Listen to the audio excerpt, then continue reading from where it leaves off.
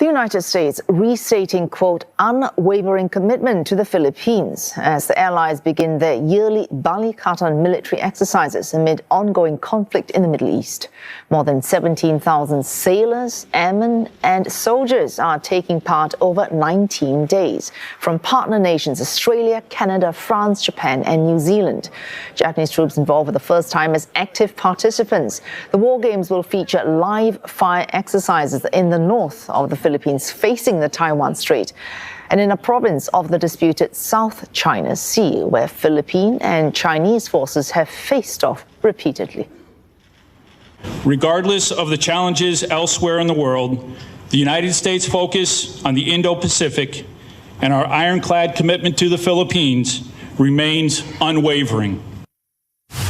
We remain guided by a shared commitment to uphold international law, to respect sovereignty, and to contribute to a free and open Indo-Pacific where nations can thrive without coercion. And China warning against action that it says could undermine trust and deepen division in the region.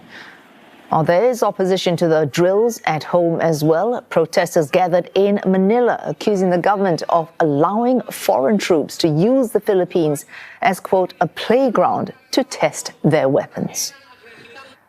Nick Harper's tracking developments for CNA joins us live from Washington, D.C. Nick, 17,000 personnel taking part and about 1,400 from Japan taking part for the very first time as an active participant. What's the significance of that? Yeah, hugely significant, Wei Su, at a time when the United States' focus has really been on other parts of the world. If we think back over the last 6 months or so, the United States has been heavily involved in the Middle East, with Gaza last year, of course, with Iran at the moment. And at the beginning of this year, it was all about Venezuela.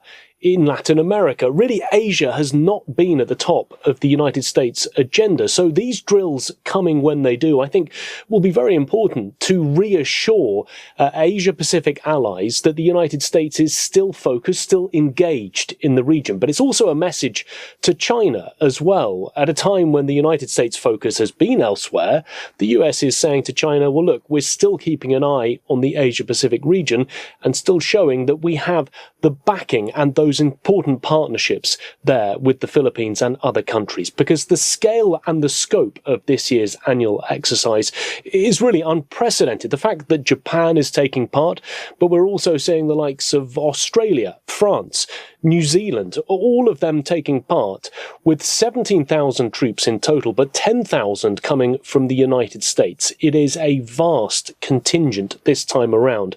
And we've also heard from the US spokesperson who's in charge of these drills, Colonel Robert Burns, saying that these drills represent an opportunity to showcase an ironclad alliance with the Philippines and demonstrate our commitment to the free and open Indo-Pacific. It really plays a part for the whole of the regions, not just that alliance with the Philippines. Also, the US says it underlines alliance readiness, regional stability, and those shared goals as well. China, of course, not happy, saying that this is creating instability at a region at a time when there should be peace instead. An annual exercise, and this time round certainly one of huge importance. Thanks. Nick Harper there live from Washington, D.C.